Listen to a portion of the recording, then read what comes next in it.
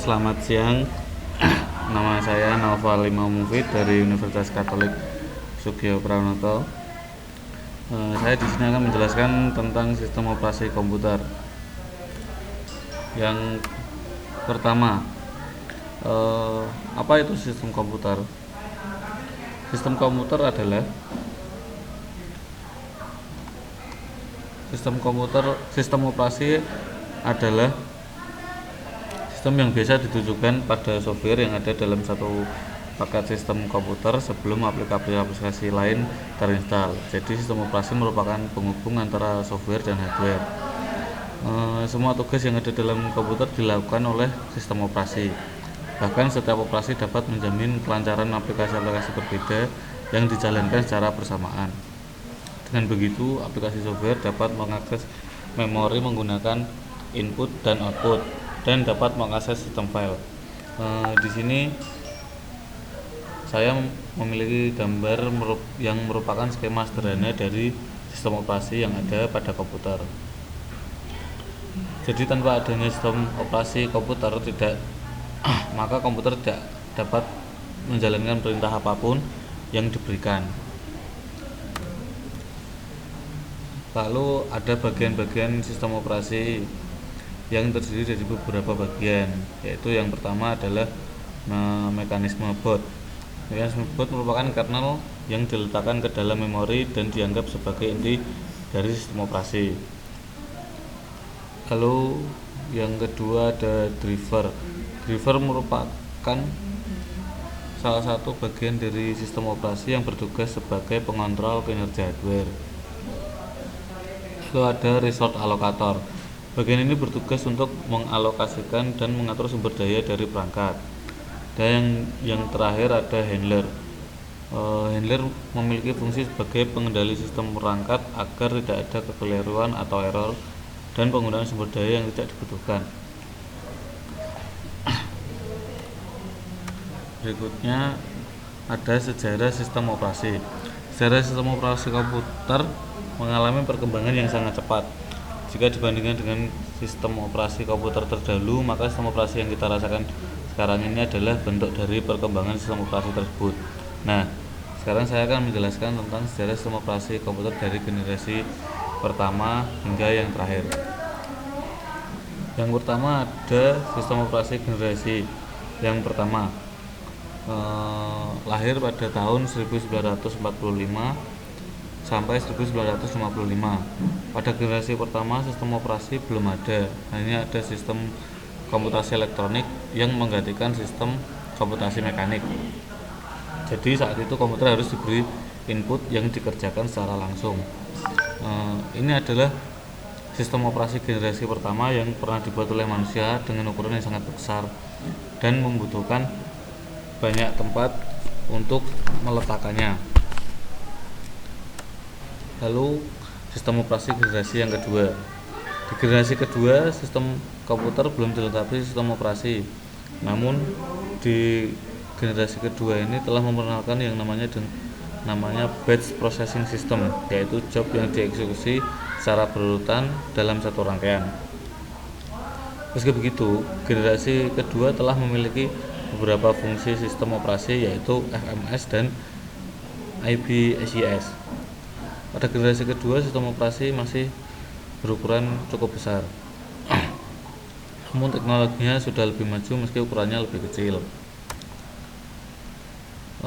Berikutnya generasi yang ketiga. Sistem operasi berkembang dengan pesatnya pada generasi ketiga karena sistem operasi dikembangkan untuk melayani banyak pengguna sekaligus.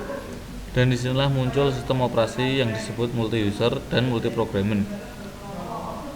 Di sini ukuran komputer sudah sangat kecil dan bisa diletakkan di meja saja, tidak seperti generasi-generasi sebelumnya. Dan ini generasi terakhir pasca 1980-an. Si komputer sudah mulai saling terhubung satu sama lain. Pada masa ini juga pengguna sudah dinamakan dengan munculnya graphic user interface yang berbasis grafis. Generasi keempat komputasi sudah dipecah banyak komputer sehingga dapat meraih kinerja yang lebih baik. Generasi keempat ini sudah dirasakan dari tahun 80-an hingga sekarang. Hanya saja di zaman sekarang komputer sudah disempurnakan dengan komputer LED. Lalu ada jenis-jenis sistem operasi berdasarkan jumlah user dan program. Yang pertama ada single user single tasking, yang artinya hanya dapat menjalankan satu program pada satu waktu dan satu komputer hanya digunakan oleh satu user. Yang kedua ada multi user single tasking. Ini berarti dapat menjalankan beberapa program sekaligus pada satu waktu, namun hanya ada satu komputer untuk banyak user. Selanjutnya ada single user multitasking, yang berarti satu user dapat menggunakan satu komputer untuk banyak program yang dijalankan. Multi user multitasking, yang berarti banyak user yang hanya dapat menggunakan satu komputer. Lalu selanjutnya ada 3 sistem operasi yang digunakan pada komputer, yang pada umumnya adalah Windows, Linux, dan macOS. Yang pertama Microsoft Windows. Sistem operasi Windows muncul pada pertengahan tahun 1980-an dan sampai sekarang sudah sangat banyak versi Windows yang ada pada komputer dari waktu ke waktu.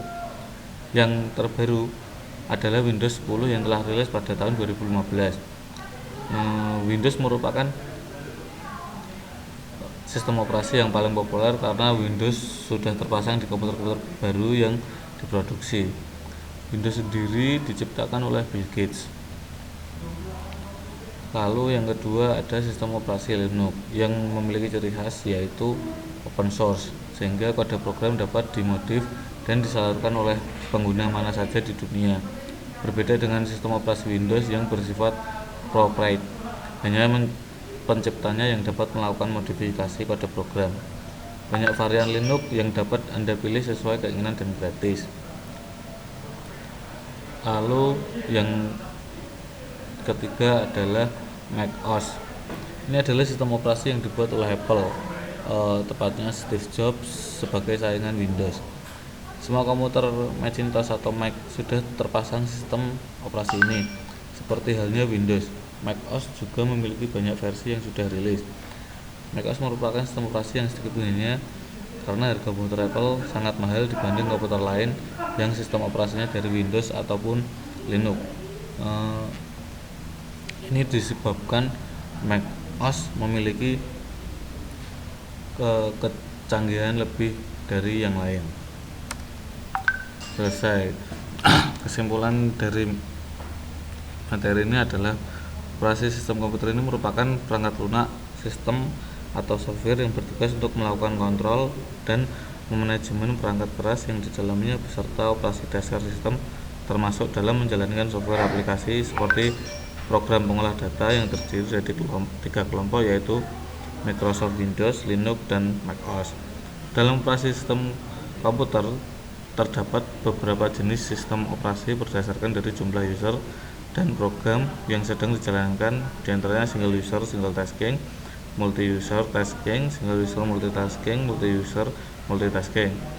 Dari beberapa sistem operasi yang ada, Microsoft Windows merupakan sistem operasi yang user friendly, sedangkan untuk Linux merupakan sistem operasi yang tahan tertular virus, dan macOS merupakan sistem operasi yang memiliki high performance untuk melakukan semua hal dan menjalankan aplikasi dengan kecepatan baik.